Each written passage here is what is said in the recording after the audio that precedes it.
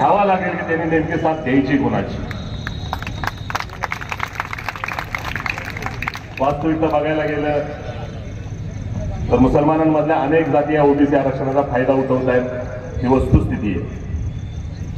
त्या आरक्षणाच्या फायद्यातून आज कुठेतरी माझ्यासारखा कार्यकर्ता घडला, कुठेतरी ग्रामपंचायतचं एखादी जागा रिझर्वेशनची लढवता आली, कुठं सरपंचीची उमेदवारी लढवता आली, कुठं काय करता आलं, कॉम्पिटिशन मधून थोडं वाचता आलं.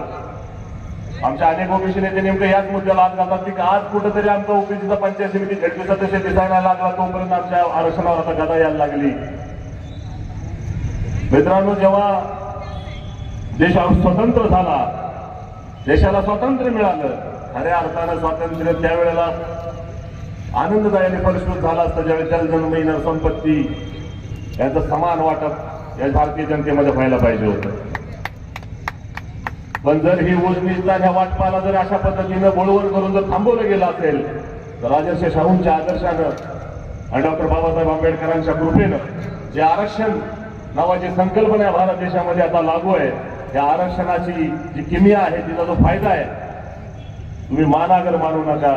खूप वेळ झाला, खूप उशीर झाला ही संकल्पना समजून घ्यायला.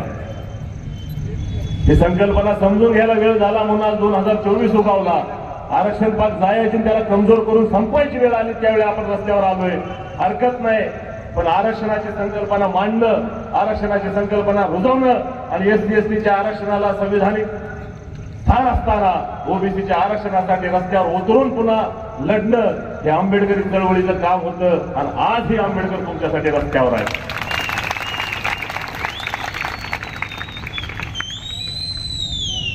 – 1970-80च्या नंतर जन्मलेल्या प्रत्येक कार्यकर्त्यांनी, ज्यांचा जन्म 80च्या नंतर झालाय, त्यांनी ही गोष्ट मनापासून पटत असेल, तुम्हाला आठवत असेल, 2001-2 सालापर्यंत कुठल्याही ओबीसी समाजाच्या पक्षाचं राजकारणाची कुठलीही चर्चा होत नव्हती.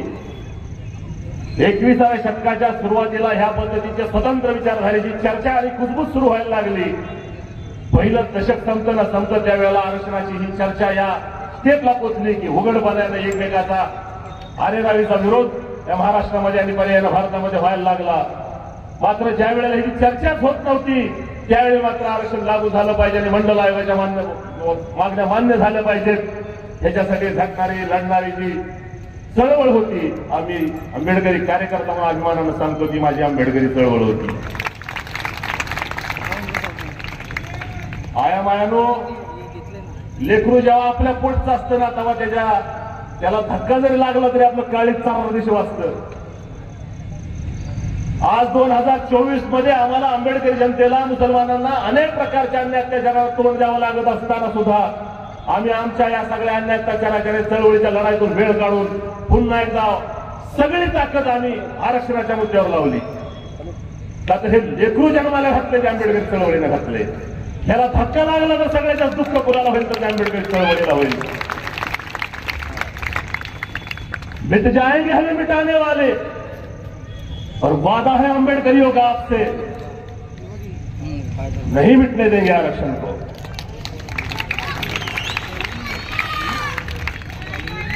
मी भाषणाच्या सुरुवातीलाच मुसलमानांना आग्रह करत सांगितलं की मुसलमानांनो, तुम्हाला विचार करावा लागेल. अब तुम्हें संविधान के नाम से कोई डराने नहीं आएगा. जमीन पे मार खाने जाओगे, तुम्हारा हर वार झेलने के लिए अंबेडकरवादी आएगा. हर पल हर लम्हा याद रखना, मजलूमों की हक की लड़ाई लड़ना तुम्हारा फर्ज है, तुम्हारा काम है.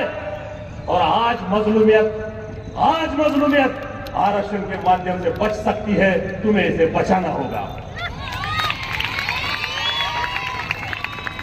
आंबेडकरी जनतेचा किती मोठा उपकार आहे तुमच्यावर, मला ओबीसीला अगदी परखडपणे सांगायचंय.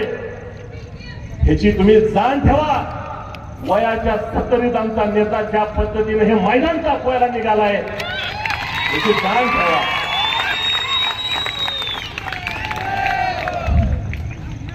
अरे जोरात वंचित बहुजन आघाडीचा,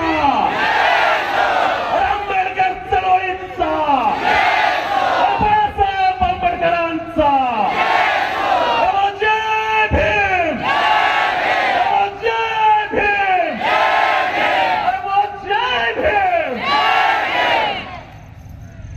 जय भीम कुठल्या धर्माचा पंथाचा आणि कुठल्या धार्मिकतेचा नारा नाही. जय भीम हा मानवतावादाचा खंड नारा आहे मित्रांनो.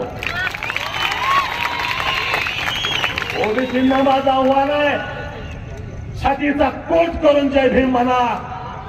आरक्षणाच्या विरोधात विचार करणाऱ्याची झोप उडाल्याशिवाय राहणार नाही.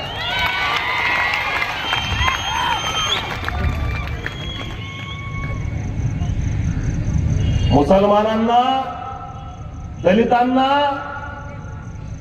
गेल्या 4 वर्षात 10 वर्षात फार घाणेरड्या पद्धतीनं प्रताडित करण्यात आलं आणि आम्हाला डायलॉग मारत होते, देश में रहना होगा.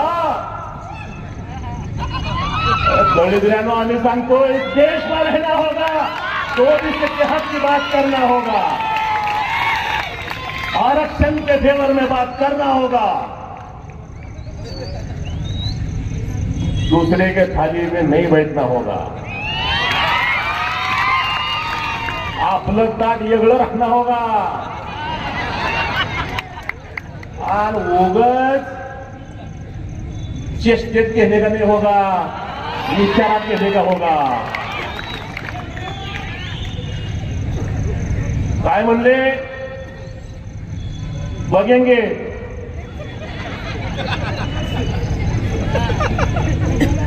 आता बघेंगे. उत्तर से लेकर दक्षिण तक, पूर्व से लेकर पश्चिम तक सर सकट बघेंगे.